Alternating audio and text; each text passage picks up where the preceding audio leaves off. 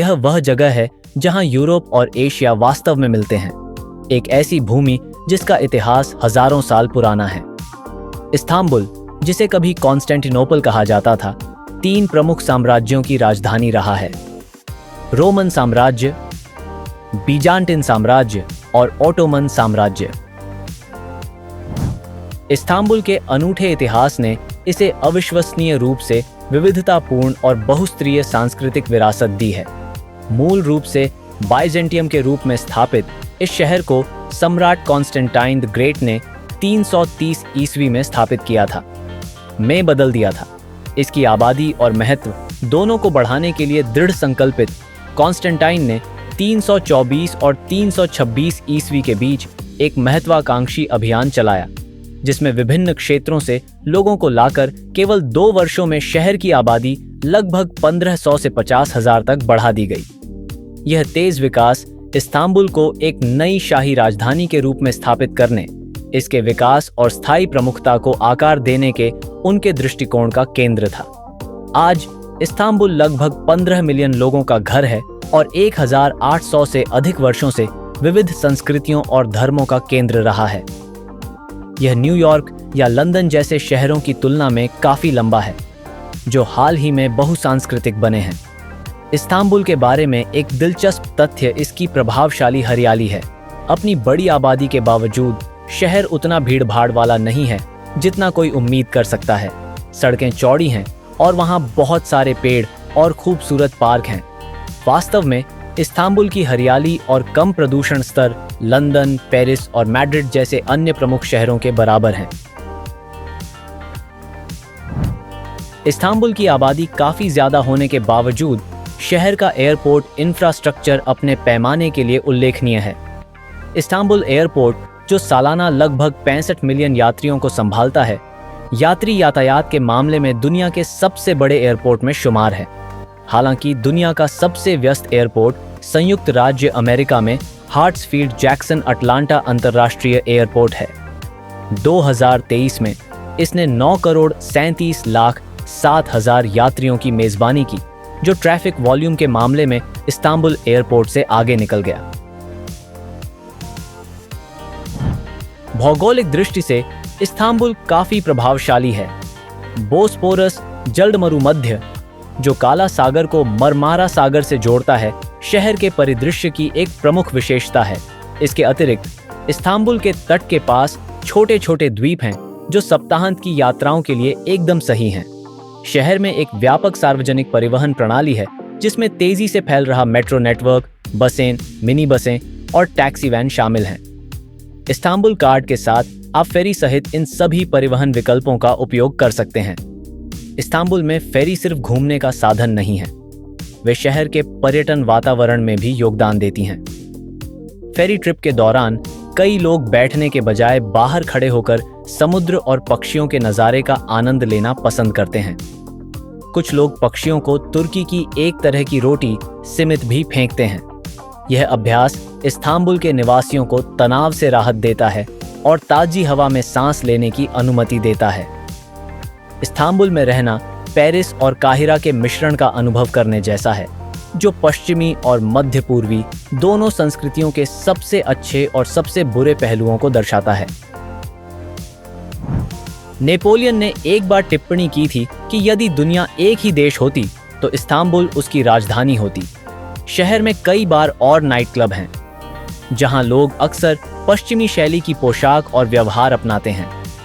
Football कई पुरुषों के लिए एक बड़ा जुनून है, जबकि खरीदारी महिलाओं के लिए एक लोकप्रिय गतिविधि है। हालांकि इस्तांबुल में महिलाओं को पश्चिम की तरह समान स्तर की स्वतंत्रता का अनुभव नहीं हो सकता है, लेकिन वे मध्य पूर्व के कई हिस्सों की तुलना में काफी अधिक स्वतंत्रता का आनंद लेती हैं। शहर में डेटिंग भी जीवन का एक सामान्य पहलू है।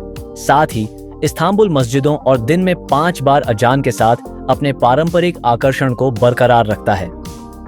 यह शहर अपेक्षाकृत सुरक्षित है।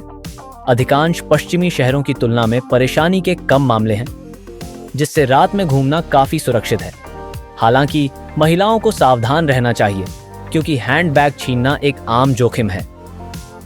इन चिंताओं के बावजूद इस्तांबुल में कुछ समय बिताने के बाद यह भूलना आसान है कि आप एक विदेशी देश में हैं। यह ध्यान रखना महत्वपूर्ण है कि इस्तांबुल की आबादी में केवल तुर्क शामिल नहीं हैं। शहर विदेशी प्रवासियों से पूरी तरह भर गया है, जो एक शहर के रूप में अपनी क्षमता से अधिक है। कई तुर्क इस बढ़ती आबादी को प्रबंधित करने के लिए सुधार देखने की उम्मीद करते हैं। इस्तांबुल विदेशी बसने वालों का स्वागत करने की तुलना में पर्यटकों को आकर्षित करने पर अधिक जोर देता है। शहर के यूरोपीय हिस्से से एशियाई हिस्से की यात्रा करने पर इसके कई निवासियों की मजबूत मध्य पूर्वी जड़ें दिखाई देती हैं।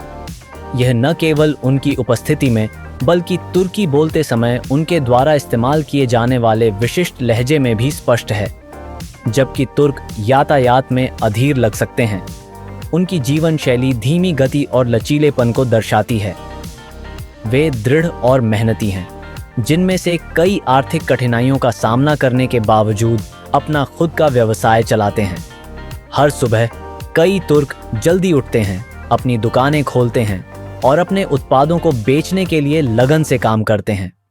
जबकि इस्तांबुल में अधिकांश दुकानें खाद्य और पेय पदार्थों से संबंधित हैं, शहर में कई उपहार की दुकानें, कालीन की दुकानें और कपड़ों की दुकानें भी हैं। हालांकि दुनिया भर के कई स्थानों की तरह इस्तांबुल में अधिकांश दुकानें रविवार को बंद रहती हैं और पेट्रोल की उच्च लागत और यातायात की समस्याओं के कारण संकरी गलियां आमतौर पर खाली रहती हैं। इन यातायात समस्याओं से निपटने के लिए इस्तांबुल में कई लोग मेट्रो और नगरपालिका बसों का उपयोग करते हैं।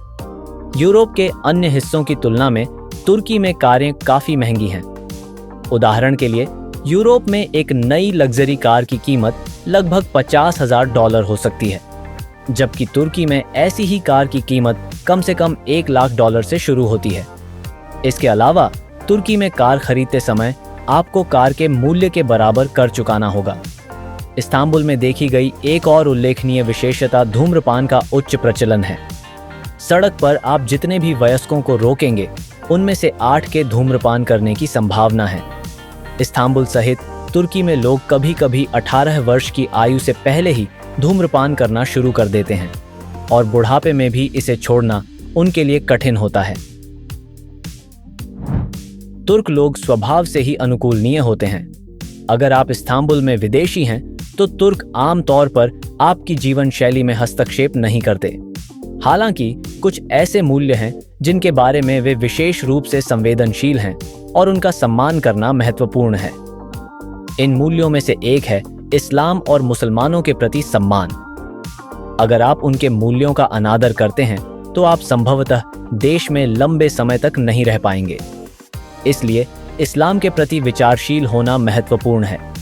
हालांकि तुर्की पूरी तरह से धार्मिक नहीं है, लेकिन आबादी अपने धर्म से दृढ़ता से जुड़ी हुई है, जिसमें से लगभग 99% लोग मुस्लिम हैं। तुर्की के लोगों में अपने ऐतिहासिक नेताओं जैसे कि फातिह सुल्तान महमद और तुर्की गणराज्य के संस्थापक मुस्तफा कमाल अतातुर्क के प्रति गहरी श्रद्धा है। वे इन हस्तियों, विशेष रूप से अतातुर्क के प्रति बहुत सम्मान दिखाते हैं, जिन्हें वर्तमान गणराज्य का संस्थापक माना जाता है। वास्तव में अतातुर्क की विरासत का अपमान करना अवैध है और आपकी उम्र चाहे जो भी हो, इसके गंभीर परिणाम हो सकते हैं। यही कारण है कि आपको पूरे तुर्की में मुस्तफा कमाल अतातुर्क की कई मूर्तियां देखने को मिलेंगी और इन मूर्तियों के सामने अपमानजनक व्यवहार करने पर गिरफ्तारी भी हो सकती है। राष्ट्रीय नायकों और संस्थापकों के प्रति गहरा सम्मान और प्रशंसा सिर्फ तुर्की तक ही सीमित नहीं है, क्योंकि कई देशों में अपने सबसे प्रभावशाली ऐतिहासिक व्यक्तित्वों के प्रति ऐसा ही रवैया है। हालांकि तुर्की में इस सम्मान को जिस हद तक कानून में शामिल किया गया है, वह काफी उल्लेखनीय है, जिसमें कथित अनादर के लिए संभावित गंभीर कानूनी परिणाम भी शामिल हैं। इसीलिए यह निष्कर्ष निकाला जा सकता है कि तुर्क गहरे धार्मिक और देशभक्त दोनों हैं। यदि आप उनके रीति रिवाजों का पालन करते हैं, तो आपका गर्मजोशी से स्वागत किया जाएगा। दूसरी ओर तुर्की में, विशेष रूप से इस्तांबुल में, एक समृद्ध और शानदार जीवन शैली के लिए एक मजबूत प्रशंसा है। ब्रांड बहुत मूल्यवान है और एक शानदार जीवन शैली की इच्छा और धन प्रदर्शित करने की क्षमता कम उम्र से ही तुर्की समाज का एक महत्वपूर्ण पहलू है। तुर्की में अमीर लोगों की जीवन शैली के लिए बहुत प्रशंसा की जाती है, जिसमें उच्च श्रेणी का फैशन, लग्जरी कारें और आलीशान घर स्थिति और प्रतिष्ठा के अत्यधिक प्रतिष्ठित प्रतीक हैं। तुर्की संस्कृति में समृद्धि के इन चिन्हों को प्रदर्शित करना बहुत मूल्यवान माना जाता है। हालांकि जब शराब की बात आती है तो सरकार भारी कर लगाकर शराब की खपत को हतोत्साहित करती है, जिससे मादक पेय पदार्थ काफी महंगे हो जाते हैं। इस नीति का उद्देश्य शराब के उपयोग को कम करना है और परिणाम स्वरूप कई लोगों को शराब पीने का खर्च उठाना मुश्किल लगता है। शराब पर इस्लामी प्रतिबंध के बावजूद यह तुर्की में काफी आम है, खासकर अधिक धर्मनिरपेक्ष पश्चिमी और पर्यटक तटीय क्षेत्रों में। जो लोग शराब के आदी हैं, वे अक्सर अपनी आदत को जारी रखने के लिए अपने घर का बना पेय बनाते हैं। भोजन के मामले में इस्तांबुल में पूरे तुर्की से कई तरह के स्वाद मिलते हैं। ऑटोमन साम्राज्य से विरासत में मिली पाक परंपराओं ने तुर्की के व्यंजनों में पहचान की एक मजबूत भावना पैदा की है। इस समृद्ध विरासत ने कबाब, डोलमा, बकलावा और तुर्की कॉफी जैसे प्रतिष्ठित व्यंजनों के विकास को जन्म दिया है। नतीजतन तुर्कों को पाक प्रेरणा के लिए कहीं और जाने की जरूरत नहीं है। तुर्की व्यंजनों का अनुभव करने के लिए इस्तांबुल आने वाले आगंतुक शायद ही कभी निराश होते हैं, क्योंकि तुर्की व्यंजनों को लगातार दुनिया के सर्वश्रेष्ठ व्यंजनों में गिना जाता है। उदाहरण के लिए, लोगों के लिए सप्ताहांत पर रेस्तरां में शानदार स्प्रेड स्टाइल नाश्ते का आनंद लेना आम बात है। एक बड़ी मेज पर अक्सर कई तरह के खाद्य पदार्थ भरे होते हैं और लोग अपने दिन का एक अच्छा हिस्सा अपने प्रियजनों के साथ आराम से नाश्ता करने में बिताते हैं। अगर कोई एक चीज है जो तुर्की भोजन के आनंद को दर्शाती है, तो वह है भोजन के प्रति यह सामुदायिक और भोगवादी दृष्टिकोण। पूर्वी इस्तांबुल में पर्यटकों को सबसे ज्यादा आकर्षित करने वाली चीज निस्संदेह हागिया सोफिया और ब्लू मस्जिद है। अतीत में हागिया सोफिया एक संग्रहालय हुआ करता था, लेकिन हाल के वर्षों में इसे मस्जिद के रूप में फिर से खोल दिया गया है। ब्लू मस्जिद 6 मीनारों वाली एक भव्य संरचना है। ये दोनों स्थल एक दूसरे के आमने सामने स्थित हैं और उनके बीच की जगह को सुल्तान हमेट स्क्वायर नामक एक चौक में बदल दिया गया है, जिसे इस्तांबुल में पर्यटकों के लिए अवश्य देखना चाहिए। ये क्षेत्र अच्छी तरह से बनाए रखा और साफ है, जो दुनिया भर के आगंतुकों के लिए अपने सबसे मूल्यवान स्थलों को सर्वोत्तम संभव तरीके से पेश करने की तुर्की की इच्छा को दर्शाता है। इस्तांबुल में लोग आमतौर पर विदेशियों का बहुत स्वागत करते हैं। अक्सर उनका अभिवादन मुस्कुराते हुए करते हैं, खासकर जब उन्हें कोई कैमरा दिखाई देता है। उन्हें मदद की पेशकश करना, आगंतुकों से बातचीत करना और यह जानने के लिए उत्सुक रहना पसंद है कि आप कहां से हैं। दुकानदारों को बाहर बैठकर चाय पीते देखना आम बात है और वे राहगीरों को चाय पिलाने में आनंद लेते हैं। यह इशारा अक्सर आम जमीन खोजने और मैत्रीपूर्ण बातचीत जारी रखने की ओर ले जाता है।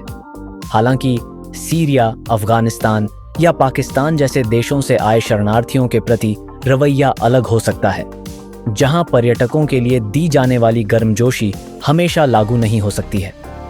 जैसा कि समाचारों में देखा गया है, कई तुर्क देश में वर्तमान में शरणार्थियों की बड़ी संख्या से असंतोष व्यक्त करते हैं। विशेष रूप से इस्तांबुल उन प्रमुख शहरों में से एक है जहां यह भावना महसूस की जाती है, और वहां के कुछ दुकानदार अब और शरणार्थियों को बर्दाश्त नहीं कर सकते। आमतौर पर तुर्क ऐसे व्यक्तियों की सराहना नहीं करते हैं जो सीधे या परोक्ष रूप से उनकी मातृभूमि को नुकसान पहुंचाते हैं, चाहे वे किसी भी देश के हों। यह तनाव इस्तांबुल के सामने आने वाली चुनौतियों को और बढ़ा देता है। इस्तांबुल लंबे समय से पानी की कमी से जूझ रहा है, जो शरणार्थियों द्वारा शहर के जल संसाधनों को स्थानीय लोगों के साथ साझा करने के कारण और भी बदतर हो गई है।